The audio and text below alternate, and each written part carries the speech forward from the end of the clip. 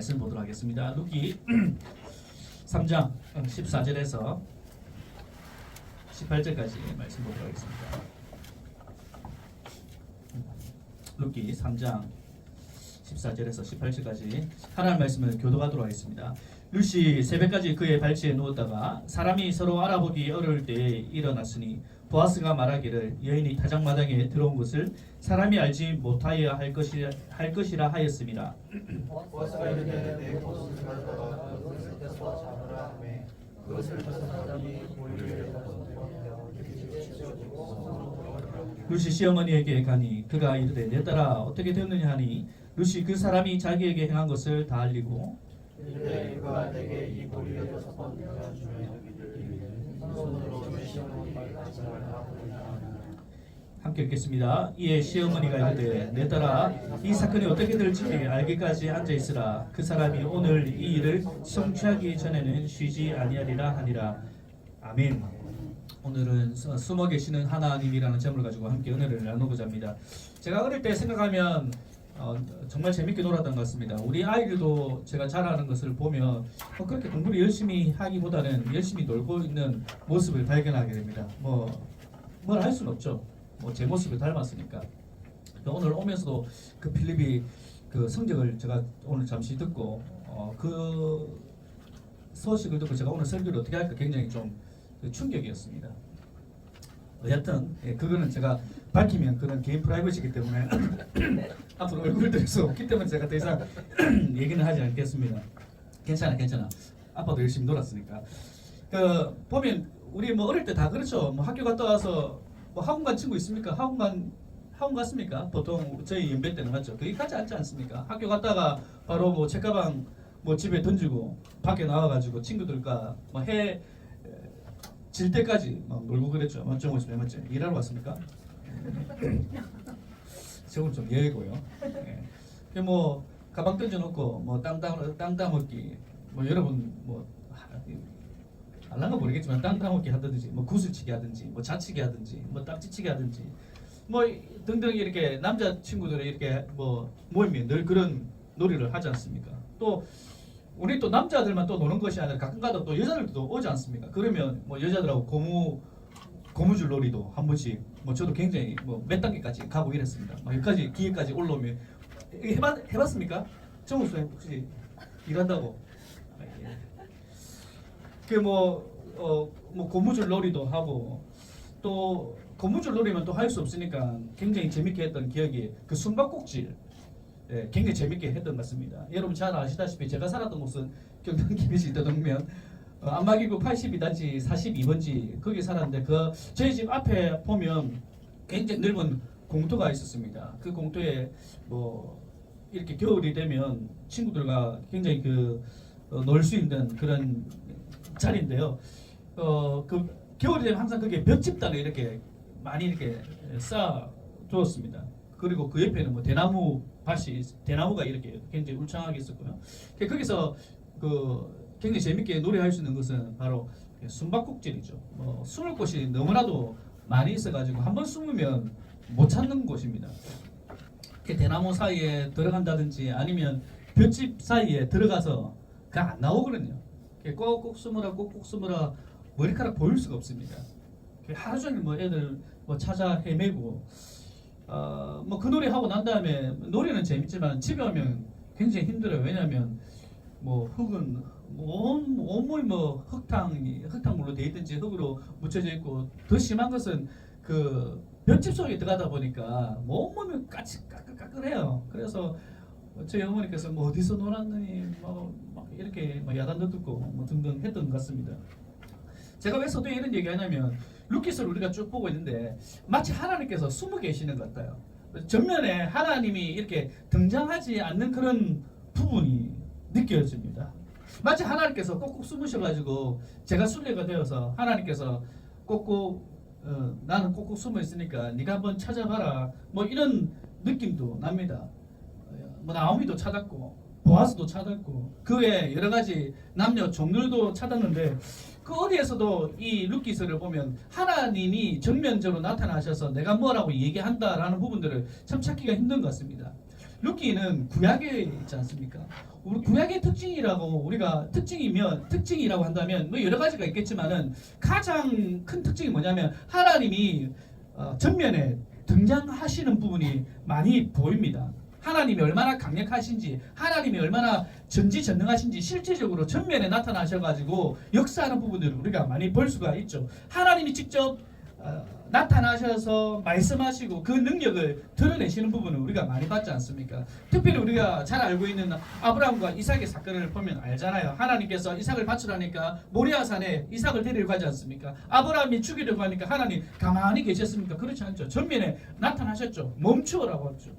뿐만 아니라 이스라엘 백성들이 출애굽을 하고 난 다음에 모세가 이끌고 가지 않습니까? 근데 홍해를 만나게 되죠. 뒤에는 이집트 군사가 쫓아오고 있고 앞에는 홍해가 있을 때 어떻게 합니까? 하나님께서 가만히 계셨습니까? 그렇지 않지 않습니까? 전면에 나타나셔가지고 모세에게 명령하시죠. 지팡이를 들으라. 얼마나 속이 시원합니까? 깝깝할 때, 답답할 때 하나님이 딱 나타나셔가지고 모든 사건들을 딱딱딱딱 정리해주는 그런 모습을 보면 참 구약 성경을 읽을 때 하나님의 어떤 그런 강력한 모습을 볼 때 굉장히 든든한 마음도 듭니다. 그런데 룻기를 보면요, 사실 좀 깝깝한 부분이 없잖아 있습니다. 뭔가 뒤에 계시는 것만 같고 전면에 나오시지 않은 그런 느낌이 들어요. 우리가 신앙생활을 하면서도 뭐 이런 생각들을 하죠. 좀 내 삶에 좀 깊숙하게 내 삶에 좀 더 다가와 주셔서 내 삶을 이렇게 좀 정리를 좀 해주면 참 좋으실 것 같은데 사실 우리가 이런 기도도 하지 않습니까? 그런데 그런 부분들을 하나님께서 어떻게 운행하시는 부분들을 실질적으로 우리가 많이 느끼고 살지는 않지 않습니까?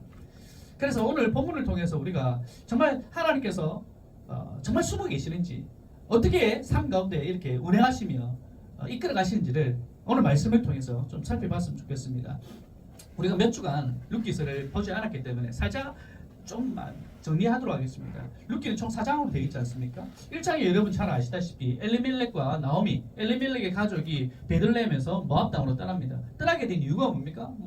베들레헴 유다 땅에 기근이 들었다고 했죠. 그래서 모압 땅으로 갑니다. 모압 땅으로 이주했죠. 거기서 열심히 나름대로 잘 살려고 했지만은 결과적으로 1장에서 뭐라고 얘기합니까? nothing이라는 거예요. nothing.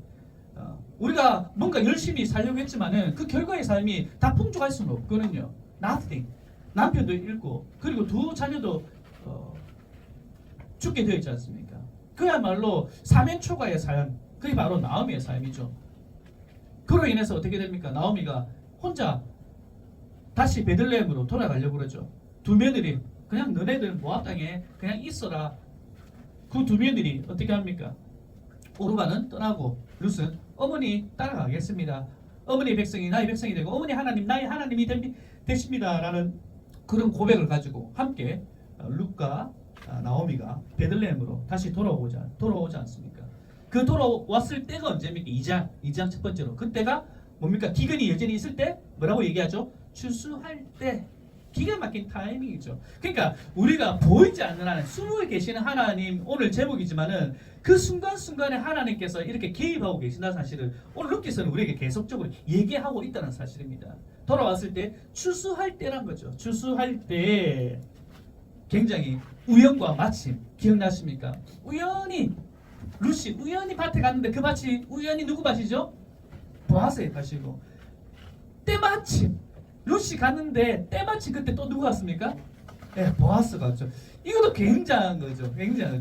우연히 우리가 뭔가 만났다. 우연히 뭔가 일어났다. 어떤 해프닝이 있다라고 우리가 하지만은 그 삶 가운데 그 순간순간 가운데 하나님의 계획하심과 선배하심, 작정하심이 있었다는 사실을 우리는 보게 되어지죠. 그리고 그런 상황이 생기고 이제 3장으로 가서 다시 나오미가 룻에게 어디로 가라? 보아스의 타작마당으로 가라. 이제 추수할 때죠. 가서 누워 있어라. 결혼식에 대한 부분을 제가 말씀드렸지 않습니까? 굉장히 황당한 부분이지만은 나오미의 말대로 룻은 순종하지 않습니까? 그래서 저녁에 갑니다. 가서 보아스를 만나게 되죠. 그 이후의 말씀이죠. 오늘의 말씀입니다. 모든 상황이 정리가 되어지고 깔끔하게 이제 나는 보아스와 결혼하게 되어질 것이라고 하는 그런 상황까지 왔는데 청천벽력 같은 소리를 룻이 보아스를 통해서 듣게 됩니다. 뭐라고 얘기합니까? 기업 물을 자가 내가 아니라 나보다 앞선 자가 있다는 거예요.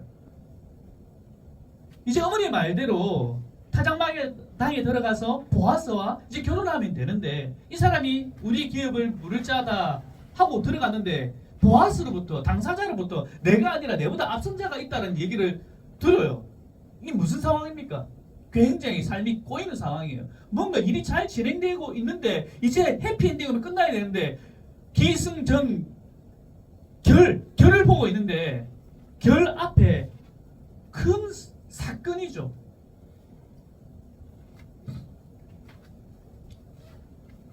늦은 저녁 시간까지 이제 새벽까지 이르게 되는데 그 얘기를 들은 룻이 잠이 오겠습니까? 뭐 모든 일이 끝났거라고 생각을 했는데 생각지도 않은 일이 발생하게 된 거죠. 오만 생각이 들지 않겠습니까? 이제 동이 트기 전 새벽이 되었습니다. 이제 그 이후에 어떤 일이 발생하는가? 3장 14절에서 15절 함께 읽겠습니다. 시작. 룻이 새벽까지 그의 발치에 누웠다가 사람이 서로 알아보기 어려울 때에 일어났으니 보아스가 말하기를 여인이 타작마당에 들어온 것을 사람이 알지 못하여 할 것이라 하였습니다. 보아스가 이르되 내 겉옷을 가져다가 그것을 펴서 잡으라 하매 그것을 펴서 잡으니 볼이 6번 되어 룻에게 지어지고 성읍으로 들어가니라. 보아스의 지혜를 엿볼 수 있는 부분입니다. 룻의 겉옷 가득 보리를 채워주고 보내죠. 왜냐하면 혹시나 새벽에 어떤 여자가 이렇게 돌아다니는데 주변 사람을 만나게 되면 오해의 여지가 있지 않습니까? 근데 여인이 보리를 이렇게 들고 제 집에 들어가면 정말 새벽 일찍 너무나도 먹고 살기 힘들기 때문에 이렇게 보리 마치 타작을 하는 것처럼 돌아오는 것처럼 보이기 위해서 보아스의 굉장히 지혜로운 부분을 볼 수가 있죠. 이런 거 보면 참 결혼의 대상이 남자로서 끝판왕이지 않나. 굉장히 배려를 보이지 않습니까? 정말 멋지지 않습니까? 우리 다음 세대 우리 자매들 이런 형제 좀 만나시기 바랍니다. 뭐 잘생기고 이게 중요한 게 아니고 이렇게 얼마나 배려하는 맞죠? 자, 그리고 룻은 곡물을 가지고 이제 집으로 돌아가죠. 돌아가서 어떤 일이 벌어지는가? 룻기 3장 16절에서 18절입니다. 제가 읽어드립니다. 룻이 시어머니에게 가니 그가 이르되 내 딸아 어떻게 되었느냐 궁금하죠. 하니 룻이 그 사람이 자기의 행한 것을 다 알리고 이르되 그가 내게 이 보리를 6번 대어주며 이르기를 빈손으로 내 시어머니에게로 가지 말라 하더이다. 이에 시어머니가 이르되 내 딸아 이 사건이 어떻게 될지 알기까지 앉아 있으라. 그 사람이 오늘 이 일을 성취하기 전에는 쉬지 아니하리라 하니라. 룻과 시어머니 그 나오미의 대화에서 앞으로 스토리가 어떻게 진행될 건가에 대한 부분을 살짝 가늠케 해주는 부분입니다. 여러분, 나오미가 모압 땅에서 떠나 베들레헴으로 돌아왔을 때 뭐라고 하는지 아십니까? 모압 땅에서 베들레헴으로 돌아왔을 때 나오미가 뭐라고 얘기하냐면 룻기 1장 21절에 이렇게 기록합니다. 내가 풍족하게 나갔더니 여호와께서 내게 비어 돌아오게 하셨느니라. 그러니까 모압 땅에 베들레헴에서 모압 땅으로 갈 때 뭐 전재산 파란산 같겠습니까? 풍족하게 내가 모압 땅에 가서 이제 잘 살아야 되는데 결국 다시 베들레헴 땅으로 돌아왔을 때는 모든 것이 nothing의 상태로 돌아왔다. 신세의 한탄을 했죠. 텅텅 빈 인생에 대해 자신에 대해서 고백한 부분입니다. 그렇게 비어있던 그 나오미의 인생 가운데 보아스가 룻에게 이런 말을 하죠. 그가 내게 이 보리를 6번 대어주며 이르기를 빈손으로 내 시어머니에게 가지 말라. 여러분, 나오미가 며느리를 보내고 저녁에 며느리를 보내고 얼마나 나오미 입장에서 밤을 설쳤겠습니까? 일이 정말 어떻게 될 것인가? 정말 모든 일이 잘 되었을까? 새벽에 저녁에 며느리를 보내놓고 뭐 수많은 생각을 했겠죠. 그런데 마침 이제 룻이 돌아왔습니다. 어떻게 됐니? 며느리에게 어떻게 됐니? 그 답이 뭡니까? 나보다 앞서 뒤에 물 자가 있습니다. 나오미가 그 얘기를 들었을 때 이건 뭐 말도 안 되죠. 얼마나 기대를 했겠습니까? 그런데 그 얘기를 들었을 때 심각하죠. 그 순간 찰나에 뭐 이런 생각 안 했겠습니까? 결국 내가 모압 땅에서 베들레헴에 돌아왔을 때 텅 빈 신세가 된 것처럼 지금 또한 텅 빈 인생 뭐 그렇게 생각 안 했겠습니까? 그런데 그런 모든 상황들을 알았는지 보아스는 약속의 증표를 보내죠. 그게 뭡니까? 빈손이 아니라 곡물이란 거죠. 이 곡물을 통해서 나오미에게 얘기를 하죠. 당신이 텅텅 빈 인생이 아니라 이걸로서 끝나는 인생이 아니라 탄식으로 끝나는 인생이 아니라 텅 빈 공간을 채워질 것을, 슬픔이 아니라 기쁨으로 채워질 것이라는 부분들을 이 곡물을 통해서 보여주고 있습니다. 그렇기 때문에 나오미가 이 이후에 이런 말을 하죠. 그 사람이 오늘 이 일을 성취하기 전에는 쉬지 아니하리라. 확신이 들었던 거죠. 기업 물을 자가 보아스보다 앞선 사람이 있다 할지라도 분명하게 하나님께서 약속하신 것을 성취하실 것이라는 이 확신을 들었던 거죠. 그래서 나오미가 이 얘기를 하죠. 이 일을 성취하기 전에는 쉬지 아니하리라. 누가? 보아스가. 여러분, 오늘 이 짧은 본문을 통해서 하나님이 전면적으로 드러나심이 보이십니까?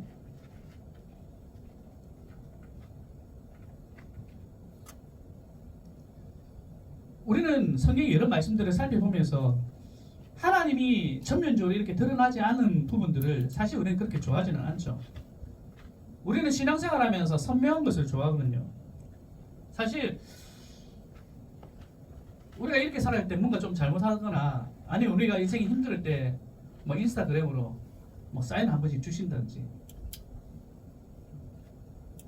뭔가 꼬여가는 인생 가운데 살아갈 때 뭐 유튜브 영상으로 나타나셔가지고 좀 이런 말씀을 해주시면 얼마나 좋겠습니까?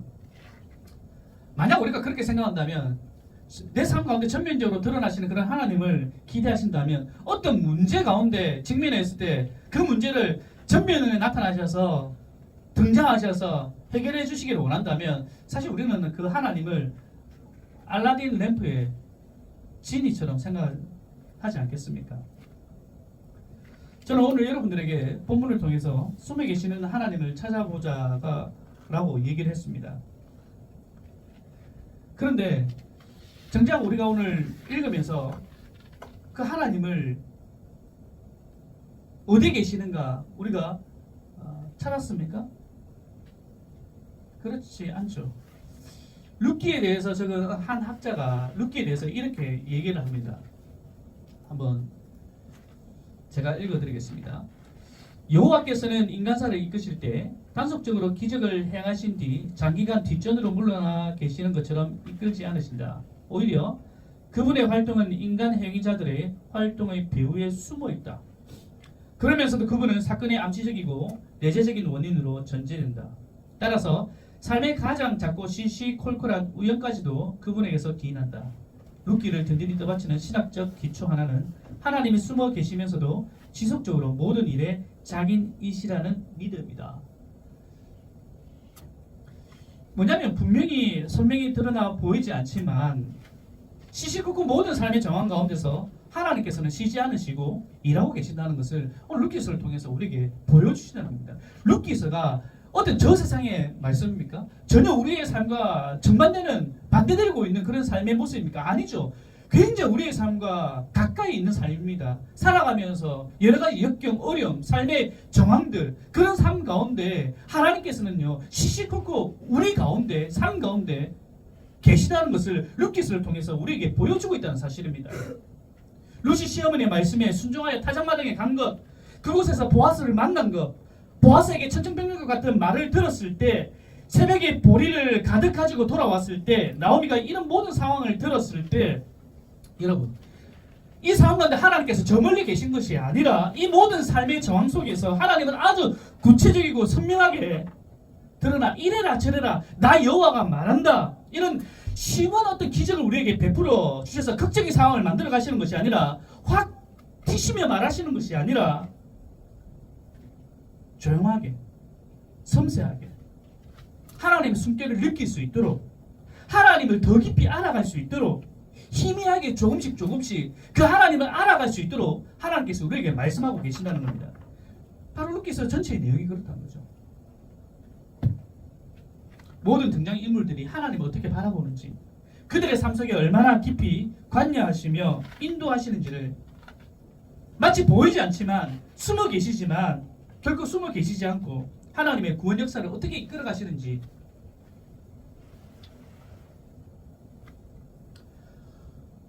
루키스를 보면요 희미해진 그 하나님 잘 보이지 않지는 그 하나님 때문에 순간순간 모든 삶의 순간순간도 그냥 지나쳐 버릴 수 없다는 겁니다.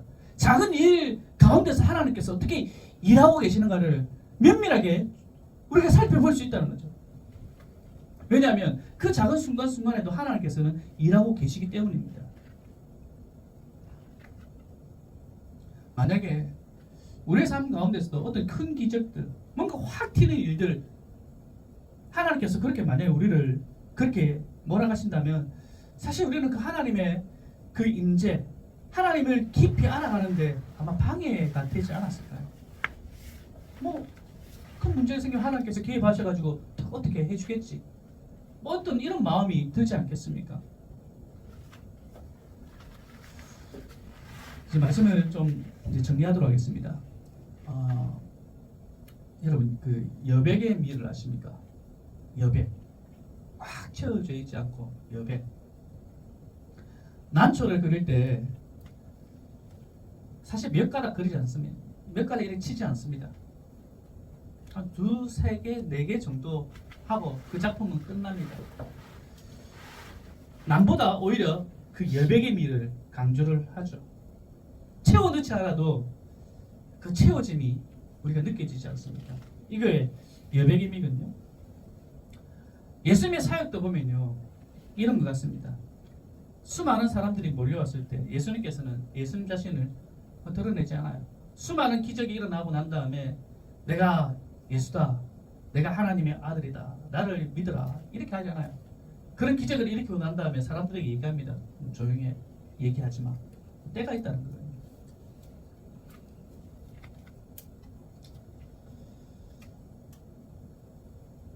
우리의 삶의 저항 가운데서도 하나님께서 여러분들에게 전면적으로 나타나기를 혹시 여러분들이 원하십니까? 여러분 삶 가운데 기적을 베풀어 주기를 혹시 여러분들 간절히 고대하며 살아가고 있습니까? 그렇게 생각하지 않더라도 여러분 삶 가운데 순간순간 분초분초마다 하나님께서 루키의 삶을 이끌어 가셔서 그 하나님의 구원 사역을 이끌어 가신 것처럼 여러분 삶 가운데서도 그런 삶의 정황 가운데 하나님의 숨결이 하나님의 은혜가 하나님의 구원의 사역들이 여러분 삶 가운데 있다는 사실을 우리가 확신하시고 이 한 주간도 순간순간 작은 일 가운데서도 하나님의 숨결이 어떻게 이끌어 가시는지 하나님의 은혜가 하나님의 능력이 내 삶 가운데 어떻게 운행되고 있는지를 늘 기억하시면서 근데 그것을 우리가 어떻게 알 수 있는가? 말씀을 통해서죠. 말씀 가운데 말씀을 보면서 하나님께서 이렇게 일하셨구나 이렇게 일하고 계시구나 우리가 알 수 있다는 거죠. 말씀을 늘 묵상하시면서 그 은혜 가운데 또 한 주간을 승리하시는 저와 여러분 되기를 간절히 소원합니다.